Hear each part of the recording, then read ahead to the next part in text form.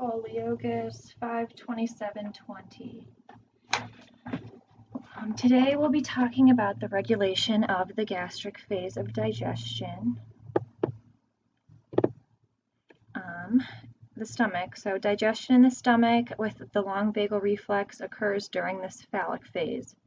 When food finally reaches the stomach, short reflexes stimulate the gastric phase.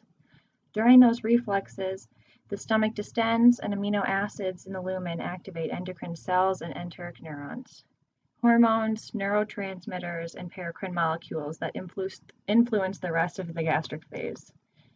The stomach stores food we eat and regulates its passage into the small intestine for additional digestion and absorption.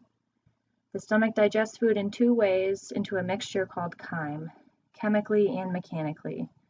The stomach protects itself by eliminating bacteria and pathogens. Storage, the receptive reflex. When food enters the stomach relaxes and expands in order to hold the increased volume of food. Regulation, the stomach must regulate when food leaves and enters the small intestine, especially if someone ingests too much food. The epithelium of the large intestine is not built for large-scale absorption, so it's important that the stomach regulates itself. The upper versus the lower stomach. The upper stomach holds food while the lower stomach digests. Peristaltic waves push the food towards the pylorus, which mixes food with enzymes and acid. As the mixing continues, a small amount of chyme is moved to the duodenum. Gastric secretion. Gastric glands are mucus-producing epithelium punctuated by the openings of gastric pits. Multiple types of cells produce gastric acid, enzymes, hormones, and paracrine molecules. G cells from the gastric glands secrete gastrin into the blood. Gastrin may also be secreted by gastrin-releasing peptide, GRP. The main function of gastrin is to promote acid release. So here's a diagram. The cephalic phase is initiated by the sight, smell, sound, or thought of food, or if food's actually in your mouth. The gastric phase is then initiated by the arrival of food into the stomach.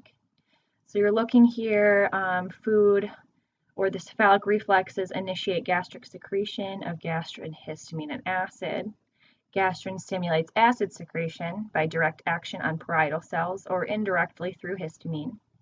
Acid stimulates short reflex secretion of pepsinogen, and somatostatin releases hydrogen is the negative feedback signal that modulates acid and pepsin release.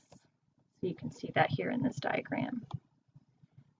Okay, moving on to acid secretion.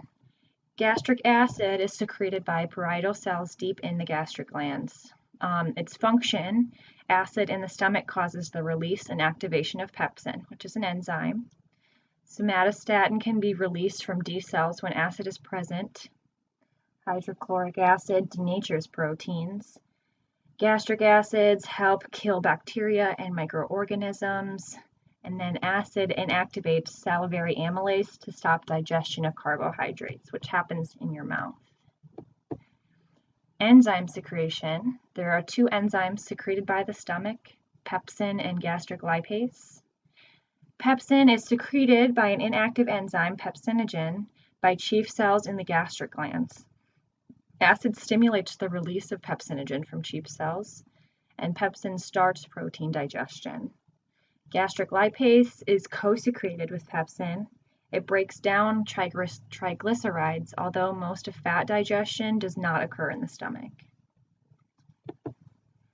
Lastly, we have paracrine secretion. Those secretions come from gastric mucosa, and it includes histamine, somatostatin, and intrinsic factor. Histamine is secreted by enterochromaffin cells, ECL, in response to gastrin ACH stimulation. Somatostatin is secreted by D cells in the stomach, and it's the primary negative feedback signal for the gastric phase secretion. Lastly, we have intrinsic factor, a protein secreted by the same gastric parietal cells that secrete acid, and it's needed for vitamin B12 absorption.